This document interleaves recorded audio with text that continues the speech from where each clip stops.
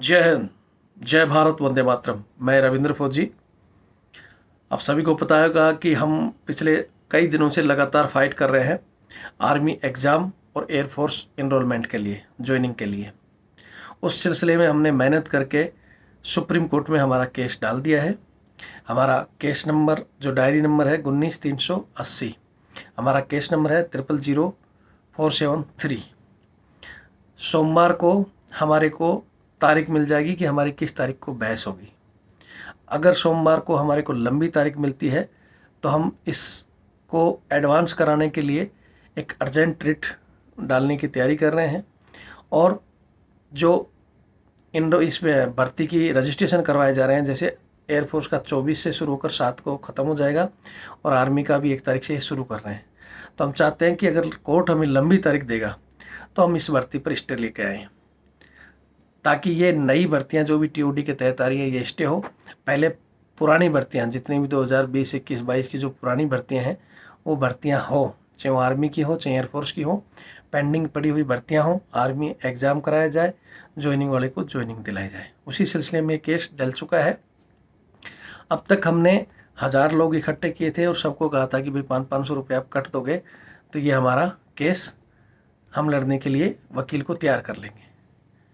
लेकिन 500 लोगों ने फार्म, तो 1000 लोगों ने भेजे और ज़्यादा ने भी भेजे, लेकिन पैसे बहुत से लोगों ने भेजा। उनको मैं धन्यवाद देता हूँ, उन्होंने चीज़ों को समझा। लेकिन कुछ लोगों ने सिर्फ 50 भेज के जीरो लगा दी, कि कुछ लोगों ने सिर्फ 10 रुपये ही भेजे, कोई 1 रुपये भेज रहे हैं।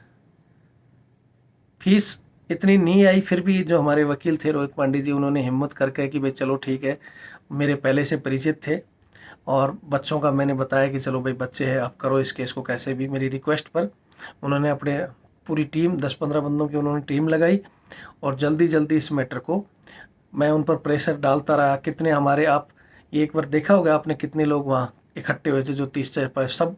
फिर भी उन्होंने कुछ नहीं कहते हुए 2 दिन सब काम छोड़कर हमारे काम में लग कर और भागा दौड़ी करके हमारे इस केस को एडमिट कर दिया। उस समय तक हमारे को उम्मीद थी कि हमारा पता नहीं केस एडमिट होगा या नहीं होगा।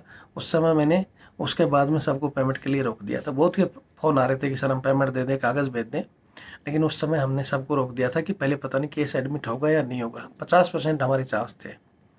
लेकिन अब केस एडमिट हो चुका, कोर्ट ने हमें क्या बोलते हैं, रजिस्ट्रेशन कर दिया केस का। इसका मतलब कोर्ट हमारी सुनने के लिए तैयार है। बहस होगी। अब इस बहस में हमें सीनियर वकील उतारने पड़ेंगे और ये जो बाकी स्टे की कार्रवाई या अर्जेंट रिट की, इन सब के लिए कहीं ना कहीं अब आर्थिक सहयोग की ज़रूरत पड़ेगी, क्योंकि अब हम 90% केस के नज़दीक आ चुके हैं। 90% केस हमारे हक में आ चुका है। तो अब आप लोगों से अपील करो कि जिन लोगों ने नहीं दिया, जो कह रहे थे कि भाई हम देंगे, या जो कह रहे थे हमारे कागज़, मैं कह रहा हूँ कागज़ भेजने की किसी की ज़रूरत नहीं है। ये फैसला सबके हक में आएगा, लेकिन हक में तभी आएगा जब आप सहयोग करोगे और हम बड़े वकील उतारेंगे। जैसे पांडे जी हैं, अच्छे वकील हैं, लेकिन सीनियर वकील, इनसे भी सीनियर, जो 20-20, 30-30 साल का अनुभव है, जो नामी वकील हैं, जिनका नाम चलता है, उनकी फ़ीस 5 लाख से 10 लाख, 15 लाख, 20 लाख तक है। तो वो ना मेरे बस की अकेले की। मैं भी आप ही की तरह एक मिडिल परिवार से हूँ, कोई टाटा बिरला नहीं हूँ। और पांडे जी भी अपनी जेब से लगाएंगे नहीं, वो अपना फ्री कर सकते हैं लेकिन बाकी का भी नहीं। तो उसके लिए आप अगर सहयोग करना चाहते हो तो ये नंबर है 8290354513। ये मेरा फ़ोनपे, गूगल पे, पेटीएम सभी से जुड़ा हुआ है। और ये मेरा व्हाट्सएप और कॉलिंग नंबर भी यही है। ऊपर 612-642-33-600 IFC कोड इसमें दिया हुआ है, रविंद्र सिंह के नाम से। आप फ़ोनपे के माध्यम से या बैंक के माध्यम से जितनी आपकी, भाई जितने आपसे हो सकता है उतना आप चाहे मिनिमम या मैक्सिमम इसमें भेजो, ताकि हम लड़ाई को मजबूत कर सकें। भाई अगर कोई बिल्कुल कम भेज रहा है तो कोई ऐसा भी हो कि हम ज़्यादा भेजने वाला मिलो, ताकि प्लस माइनस हमारे पास इतना हो जाए कि हम बड़ा वकील खड़ा कर सकें। वीडियो को इतना शेयर करो कि हर एक भर्ती वाले के पास पहुंच जाए। फिर कहता हूं, फैसला सबके हक में आएगा, लेकिन तभी आएगा जब आप सब लोग थोड़ा छोटा सहयोग करो। आप व्हाट्सएप में उसके बाद सिर्फ अपना नाम और पिताजी का नाम भेज सकते हो, स्क्रीनशॉट भेज सकते हो कि भाई मैंने दिया है। यहाँ फिर बता देता हूँ कि लोड वर्क ज़्यादा होने की वजह से बहुत से कई बार हम स्क्रीनशॉट या आपका नाम सीन नहीं कर सकते हैं या नहीं करा 1-2 दिन में पहले वालों का, या अभी भी नहीं करते, तो उससे घबराने की ज़रूरत नहीं है। फैसला सबके लिए आएगा। हम अपने कामों में लग रखे हैं। आप इसी चैनल रविंद्र फौजी एक्स आर्मी RTF पर, जो कि यूट्यूब में चैनल बनाया हुआ है, उस पर जाकर देखते रहें। रोज़ आपको अपडेट मिलती रहेगी कि आगे क्या हो रहा है। सोमवार की अपडेट भी इसी चैनल से दे दूंगा। लाखों युवाओं के हज़ारों, किसी भी तरह से आप हमारे तक पहुंचा दोगे, उसी हिसाब से हम लड़ाई लड़ेंगे। हमने जो करना था कर लिया, अब आपकी बारी है। या मैं एक कहानी और सुना देता हूँ। बहुत से लोग कहते हैं कि सर क्या होगा, या बहुत से लोग, जैसे एक जंगल में एक बाबा जी आता है, एक गांव में, सॉरी, एक बाबा जी आता है। वो गांव में अकाल पड़ा हुआ होता है, तो सब गांव वाले बाबा जी को लेकर आते हैं कि बाबा जी ऐसा कुछ करो कि हाँ बारिश वगैरह हो जाए, अकाल ना हो। तो बाबा जी ने बोला ठीक है, इसका इलाज है। एक कढ़ाई रख दी दूध की, एक खाली कढ़ाई, और उस सबको बोला कि भाई तुम 1-1 लोटा दूध इसमें डाल जाना, ताकि कल इसमें दूध आएगा तो उससे हम खीर बनाएंगे और एक पूजा पाठ करेंगे और ये काम हो जाएगा। अब गांव में वही 1000 आदमी थे, 1000-2000 आदमी। तो बुद्धिमान बहुत ज़्यादा होते हैं लोग। तो वो बुद्धिमानों ने लगाया कि यार बाबा जी पता नहीं क्या कर रहा है, होगी कि नहीं बारिश। सब लोग कह रहे हैं अगर मान लो उसमें एक एक कढ़ाई, वो 1-1 लोटा दूध डालेंगे, तो किसी एक ने सोचा कि मैं 1 लोटा पानी डाल दूंगा तो मेरा क्या पता चलेगा बाबा जी को। तो उसने प्लान बना लिया कि मैं तो 1 लोटा पानी डाल दूंगा और दूध मिल जाएगा, अपना 1 लोटा बच जाएगा और अपना काम भी हो जाएगा। तो जब सुबह बाबा जी ने देखा और कुछ लोगों ने देखा, तो ये समझ लो कि 90-95% लोगों की वही सोच थी कि मैं अगर 1 लोटा डाल दूंगा पानी तो क्या फ़र्क पड़ेगा। और उस कढ़ाई में सिर्फ 5 ही लोटे दूध के थे, बाकी 95 पानी पानी के थे। फिर बाबा जी ने बोले ये देख लो भाई, इस गांव का भला नहीं हो सकता, पानी से खीर नहीं बन सकती। तो वही बात है, यही सोच के घर वालों से 500 ले आए और हमारे को बोले सर 100 कर दें, 200 कर दें। भाई जिसकी मजबूरी थी, मैंने उस दिन कहा था कि जिसकी मजबूरी हो ठीक है कम कर दो। और उस दिन हमारे पास वो वकील साहब का होते ही मैंने रोक भी दिया था कि अब किसी को भेजने की जरूरत नहीं है। लेकिन अब हम उस दहलीज पर जैसे 50% से 90% आ चुके हैं। अब हमारी लड़ाई मजबूती से लड़ी जा सकती है। इसलिए आप लोगों से मैं सिर्फ अपील करूंगा, और ये वीडियो जहाँ पहुँचता है आप लोगों की आगे भी जिम्मेदारी बनती है। एक रविंद्र फौजी नहीं, सबसे कॉल भी अटेंड करे, व्हाट्सअप भी करे, फिर वीडियो के जरिए भी कहे आप लोगों की कि आप भी अपने गांव घर में जगह जगह थोड़ा सा लोगों को जागरूक करो कि भाई वहाँ तक पहुँचे हैं तो कुछ मिलेगा। नहीं तो अभी भी आप सबको थोड़ी सी मैं मेरी डिटेल और बता दूं, आप रविंद्र फौजी कहीं भी सर्च मारोगे पता चल जाएगा कि रविंद्र फौजी क्या है। मैं सेना से रिटायर्ड होकर पिछले 5 साल से, हमारे अधिकारी हैं ना जो आज भी अपने आप को अंग्रेज समझते हैं, वो काले अंग्रेज, अंग्रेज तो चले गए लेकिन कुछ एक के अंदर आज भी वो है कि हम फौज को अपने बाप की जागीर समझ रखी है उन्होंने।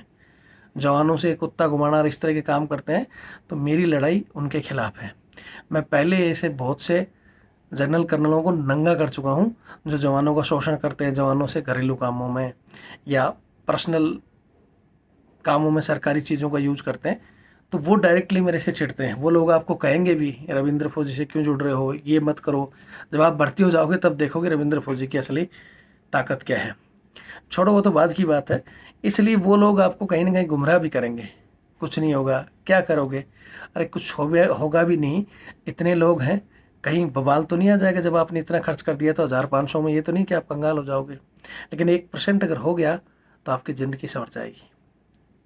रही हमारी बात, उनको ये डर नहीं लग, उनको तुम्हारी चिंता नहीं है, उनको अपनी चिंता है कि रविंद्र फौजी के साथ अगर इतने युवा जुड़ गए और रविंद्र फौजी थोड़ी सी अगर बड़ी ताकत बन गई, तो इन लोगों की जो ये अय्यासी और इन लोगों की ये सिस्टम है ना, इसको रविंद्र फौजी ख़त्म कर देगा।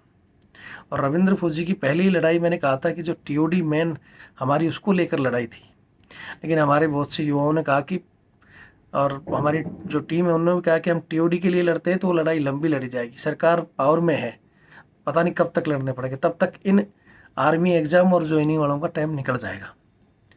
इसलिए पहले इनके लिए लड़ाई लड़ो। इसलिए हम पहले फेस में इनके लिए लड़ाई लड़ रहे हैं और भविष्य में TOD के लिए भी लड़ेंगे जब इनके एग्ज़ाम और ये हो जाएंगे। इसलिए किसी को घबराने की जरूरत नहीं है। या एक चीज़ क्लियर और कर दूं कि फैसला सबके लिए आएगा, नहीं भी आएगा तो हम बैठे हैं उनके लिए, हम दोबारा तिबारा जो भी जरूरत पड़ेगी केस डालेंगे।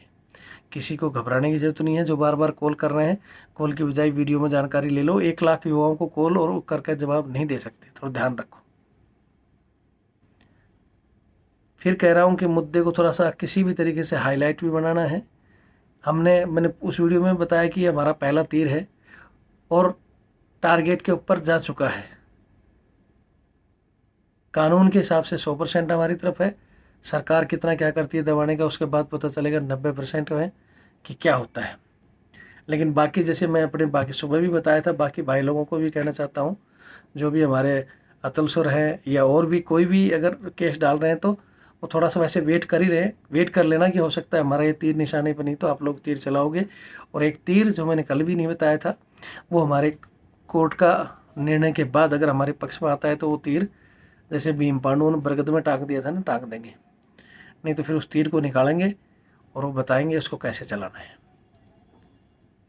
बाकी किसी के कोई सवाल हो, खासकर जैसे राजस्थान में नेट नहीं है, उन लोगों को है कि भाई वो लोग फ़ोन करें या वो पूछ सकते हैं। बाकी जहाँ नेट मिल गया वो कमेंट्स कर लें। मैं जवाब नहीं देता तो यार उस कमेंट्स के जो लगातार देख रहे हैं, पूरा वीडियो देख रहे हैं, वो एक दूसरे को जवाब दे दिया करो। रविंद्र फौजी ही सबको जवाब दे, जरूरी नहीं। हमारा जो वर्कलोड है वो देख रहे हो लगातार 3-4 दिन तो अब तो थोड़ा सा मेरे को शांति मिली है और मैं फ़ोन उठा भी रहा हूँ। 3-4 दिन तो हालत मतलब मेरी सुबह से चाय पीने के बाद रात को 11-12 बजे खाना ही होता था। और मैं तो तब देख रहे हो मेरी हालत में दिन भर खाने पीने वाला आदमी हूँ, लेकिन तब भी मैंने 3-4 दिन कुछ खाया पिया नहीं, क्योंकि मेरे को एक टेंशन थी सबसे मोटी की केस दर्ज होगा कि नहीं। लेकिन वो हो गया, उस बात की खुशी है। और फैसला आ गया तो फिर खुशी और ही होगी, फिर आपके साथ सेलिब्रेट करेंगे बिल्कुल बढ़िया वाला। ठीक है, तब तक के लिए वीडियो शेयर करें और एक दूसरे को इस चीज़ के लिए वो करें कि हम मिलकर बड़ी से बड़ी ताकत साथ लड़ सकते हैं। अकेला अकेला आदमी इनका कुछ नहीं उखाड़ सकता। ठीक है, जय हिंद, जय भारत, वंदे मातरम।